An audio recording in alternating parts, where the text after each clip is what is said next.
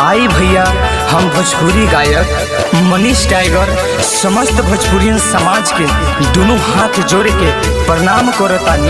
आई एक गीत के माध्यम से बतावल चाहतानी कि आयांश के पिता आप लोग से का कहल चाहता रे।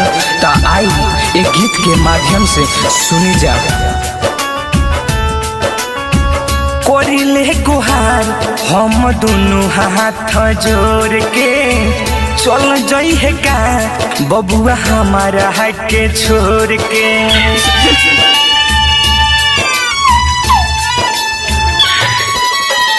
कोरिले गुहार दोनों हाथ हम जोड़ के चल जाई है का बबुआ हमारा के छोड़ के।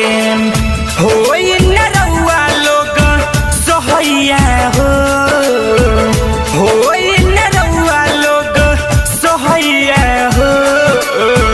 आयांश के बचा ली मोर भैया हो, हमारा बेटा के बचा ली मोर भैया हो।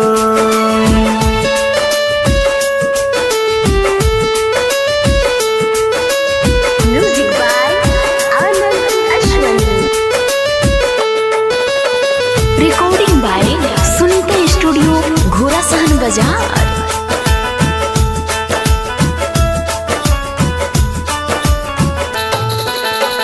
छोटी उम्र में भइल ओइसन रोग जी, रउवे लोगिन होई अब हमर सहयोग जी। हे भैया लोग, छोटी उम्र में भइल ओइसन रोग जी, रउवे लोगिन होई अब हमर सहयोग जी।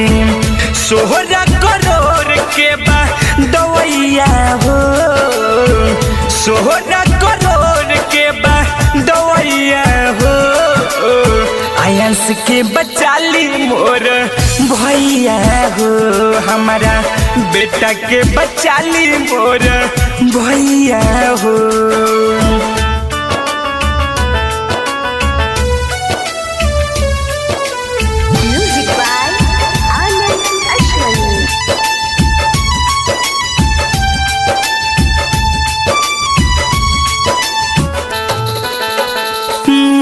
मुरारी दुआ करे भगवान से जिए के मौका दी एहनी जान के। हो मुन्ना मुरारी दुआ करे भगवान से जिए के मौका दी एहनी जान के।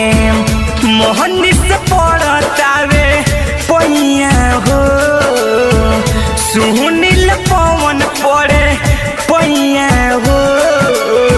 आयांश के बचा ली मोर भैया हो, हमारा बेटा के बचा ली मोर